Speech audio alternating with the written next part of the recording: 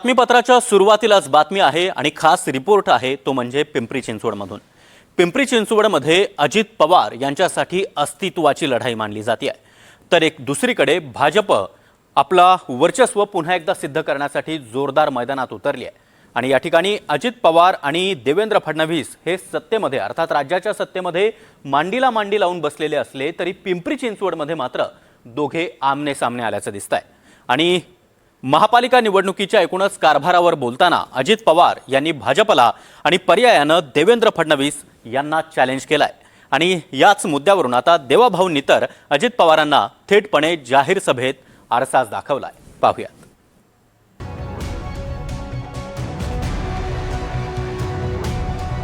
आणि या भ्रष्टाचारी राक्षसाचं दहन करण्यासाठी आम्ही हे सगळ्या निवडणुकीच्या मैदानात उतरलेलो आहे। कोणी जर आम्हाला विचारणार असेल तुम्ही नेमकं काय केलं तर त्यांनी प्रत्येकाने एकदा आरसा पाहावा, एवढीच माझी त्यांना विनंती असणार आहे। राज्यात एकत्रितपणे सत्तेत असलेले उपमुख्यमंत्री अजित पवार आणि मुख्यमंत्री देवेंद्र फडणवीसांमध्ये हा वार पलटवार सुरू आहे। पुणे आणि पिंपरी चिंचवड महापालिकेत राष्ट्रवादी अजित पवार गट आणि भाजप एकमेकांविरोधात मैदानात उतरली आहे। या दोन्ही महापालिकेची निवडणूक अजित पवारांसाठी अस्तित्वाची लढाई मानली जाते। त्यामुळे अजित पवारांनी इथे चांगला जोर लावलाय। पिंपरी चिंचवड महापालिकेत भाजपनं कोट्यवधी रुपयांचा भ्रष्टाचार केल्याचा गंभीर आरोप 2 दिवसांपूर्वी अजित पवार यांनी केला। अजित पवारांच्या आरोपांना आता खुद्द मुख्यमंत्री देवेंद्र फडणवीसांनीच आरसा दाखवलाय। फार अशी लुबाडणूक कधी कुठे बघितली नव्हती।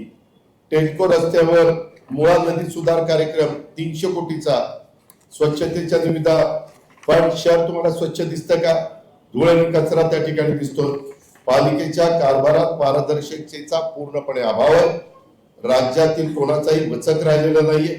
त्यामुळे शहरामध्ये लुटारू गँग तयार झालेली आहे आणि या भ्रष्टाचारी राक्षसाचं दहन करण्यासाठी आम्ही हे सगळ्या निवडणुकीच्या मैदानात उतरलेलो आहे। आणि 5 वर्ष आम्हाला मिळाली, 5 वर्षात आम्ही केलेलं काम हे या ठिकाणी आपल्याला सांगितलं। मी परवाच पुण्यामध्ये येऊन 3000 कोटी रुपयाच्या कामाची सुरुवात करून गेलो। 9000 कोटी रुपयाची कामं या ठिकाणी चालली आहे। त्यामुळे कोणी जर आम्हाला विचारणार असेल तुम्ही नेमकं काय केलं तर त्यांनी प्रत्येकाने एकदा आरसा पाहावा, एवढीच माझी त्यांना विनंती असणार आहे। महत्वाची बाब म्हणजे माझ्यावर 70,000 कोटींच्या भ्रष्टाचाराचा आरोप झाला, पण ज्यांनी आरोप केले त्या सगळ्यांसोबतच आपण सरकारमध्ये बसलो आहे असा युक्तिवाद करत अजित पवारांनी भाजपला पेचात पकडण्याचा प्रयत्न केलाय। त्यावर दोन्ही दादा बोलत आहेत, निवडणूक रंगात येतेय, मात्र जेवढं मागे जाऊ तेवढं वाढेल असं सांगत देवेंद्र फडणवीसांनी अजित पवारांना एक प्रकारे वाद न वाढवण्याचा सूचक संदेशच दिलाय। बर, उद्याच्याला गुन्हा कुणावर झाला तर गुन्हा सिद्ध व्हायच्या आधीच तो दोषी असतो का? असतो? तुम्हाला माहितीये माझ्यावर 70,000 कोटीचा भ्रष्टाचाराचा आरोप झाला ना। जल्दी केलं तर सगळ्यांच्या बरोबर मी सरकारमध्ये आहे ना। शहराचा विचार केला 18%, 22% रस्ते असलेली शहरं ही आपल्याकडे आहेत, पण आपल्या देशातलं प्रमुख शहर असलेलं पुणे हे अशा प्रकारे त्याचं नियोजन केलं। आता कोणी केलं हे मी सांगणार नाही, मला त्याच्यात जायचं नाही, मी राजकारणात पडत नाही, पण ज्या कोणी नियोजन केलं असेल पुण्यामध्ये केवळ 9% हे रस्ते या ठिकाणी आहेत। दरम्यान अजित पवारांनी भाजपवर केलेल्या टीकेनंतर मंत्री चंद्रकांत पाटील आणि भाजप प्रदेशाध्यक्ष रवींद्र चव्हाण यांनीही अजित पवारांना सूचक इशारा दिलाय की मुख्यमंत्री पण आमच्याकडे आहेत आणि गृहमंत्री पण आमच्याकडे आहेत। त्यामुळे दमात घेऊ नका आणि हलक्यात पण घेऊ नका। अतिशय चांगले मेहनतीने राबणारे कार्यकर्ते हे उमेदवार म्हणून दिलेले आहेत आणि सगळ्यांच्या मागे खंबीरपणे उभं।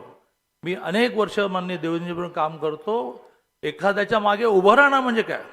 इथे असणाऱ्या एकनेक उमेदवाराला, कार्यकर्त्याला, नेत्याला मी विश्वास देतो। असे जे कोणी दमदाटी करणारे असतील रात्री बेरात्री आपण देवेंद्रजींना फोन करूया, तर म्हणजे मी पालकमंत्री आहे, मीच पुरेसा आहे। निवडणुका आणि निवडणुकीच्या पार्श्वभूमीवरती टीका टिप्पणी या सगळ्या गोष्टी होत राहतात। आपण सर्वजण या जाणता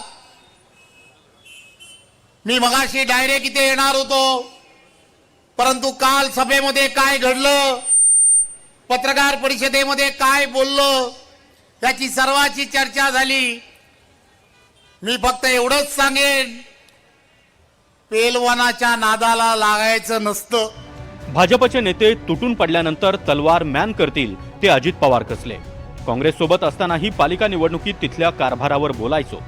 आमच्या काळात काय कामं झाली आणि 2017 नंतर काय झालं याची तुलना करणारच, अशा शब्दात अजितदादांनी भाजप नेत्यांच्या इशाऱ्याला केराची टोपली दाखवली आहे. राज्यात महायुती सरकारमध्ये भाजप आणि अजित पवारांची राष्ट्रवादी सत्तेत एकत्र असली तरी पिंपरी चिंचवडमध्ये अजित पवारांसाठी अस्तित्वाची लढाई आहे. त्यामुळे पिंपरीची सत्ता काहीही करून परत मिळवायची या ईर्षेनंच अजित पवार निवडणुकीच्या मैदानात उतरले. अशावेळी सहकारी आणि शक्तिशाली भाजपला अंगावर घ्यायलाही ते तयार आहेत. त्यामुळे पिंपरी चिंचवडचं मैदान आता कोण मारणार हे लवकरच समजेल. Bureau report, NDTV Marathi.